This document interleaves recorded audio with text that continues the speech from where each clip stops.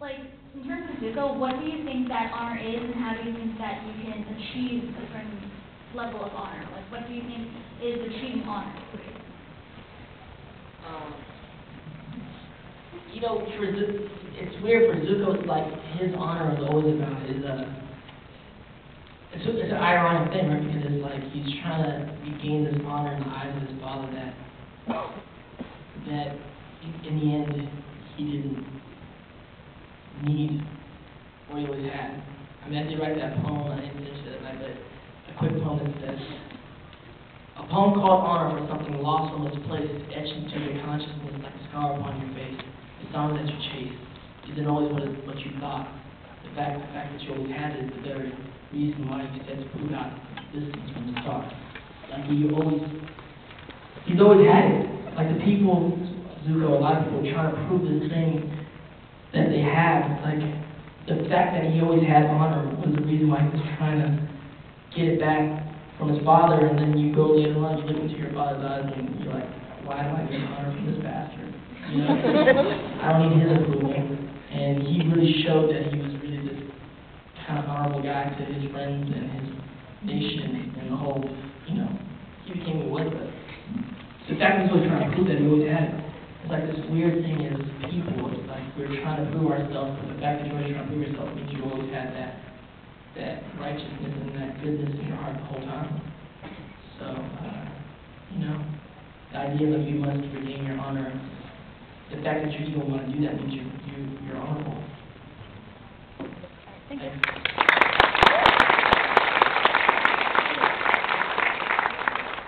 Hey Dante. What's going down? I was wondering, which hip-hop artist and musicians influenced you the most? All right, Alvin, you're Zuko again today? Yeah. And what are you doing yesterday? It's Friday. Friday. You do a great job. I love it. What hip-hop artist the most influenced me? It's different eras, different times. But right now,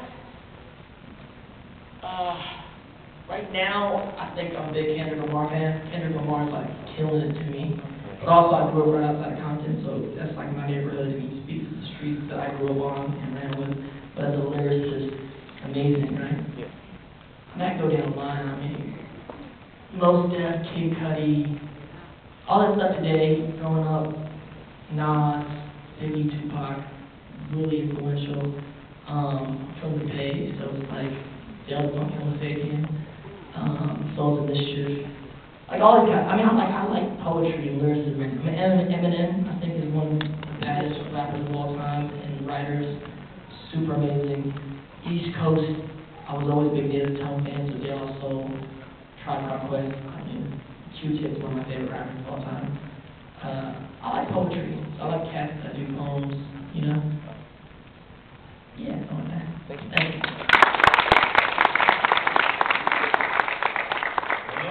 What up? Well, since I don't really know too much about you, I have like two questions. One Sure. short, one long. Were you Know each other. Were you born and raised here? Born in the Bay, a little town called Pittsburgh, California. Oh, okay. So, P Road, that's me. And, born in the Bay, raised in LA. West Coast Cali kid. I like to think of myself like that. Okay. Well, since you were born and raised here, when was the last time you visited the Philippines? The last time I was there was last year. I've gone back and forth. I've gone there to like promote films and projects I've done. Most recently, I produced a docu-series where I brought my whole family back. My five of us, my brothers and sisters, my parents, and my cousins who shot the project. And we toured around the Philippines for a month, researched our roots, ended up on the land where my grandparents are from, and the rice field that my family's owned for 1,000 years. And the irony of it is, my grandfather who's passed away, his younger sister still lives on the land. And they're living very much in the way that they've been living for hundreds of years. I'm talking like bahay kupus, which are like little huts, cooking outside. The story it got picked up as being shown right now on Filipino television called the Basco Mining Project. And what I was trying to accomplish is, this is an American story. You know what I'm saying? We just have to be Filipino. But outside of Native Americans, we're a nation of immigrants. we have to go back to where we're from. It doesn't matter if you're from Asia, Latin America, Europe, Africa. Go to where you're from. There comes a time in our lives as Americans we need to find out you reconnected to where we're from. Two things happen. There's this cathartic connection to where you're from. I wound up on the land where my grandparents are from. We often ask ourselves where are we from, and I wound up there. And it was crazy because in just 2 generations, right, from how they're living there, living on the land, cooking outside. I think they had 1 light bulb. They had 1 light bulb, and it was one of the huts on the land. That's it. The rest of it was like no electricity. Going from there to making movies in Hollywood in 2 generations is the equivalent of my grandkid walking on the moon. Like, that's the difference. But that's the greatness that makes us Americans.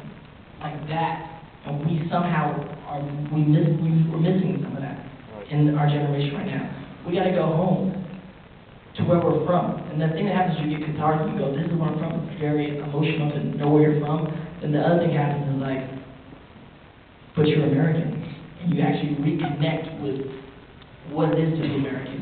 Because when you're going to these other countries and other worlds, as much as it's great and wonderful to be there and to be a part of it and know that's where your bloodline lineage is from, you know you're not from there. You actually know, I'm from Pittsburgh. You know what I'm saying? I'm from LA. Like, I'm walking around Manila, I'm walking around Ponte from Zambales, and I'm going, we constantly, as Americans, want to know where we're from. You think you're from somewhere else, but you actually realize in your journey, or I realize, I hope a lot of Americans go back to where they're from, whether it's, like I said, be England, Ireland, Africa, Mexico, Guatemala, and you'll go, I'm actually from LA, or Sacramento, or New York, and it strengthens us as a country and as people going in this love for America, how it also happens. So it's both. I mean, we're a nation of immigrants.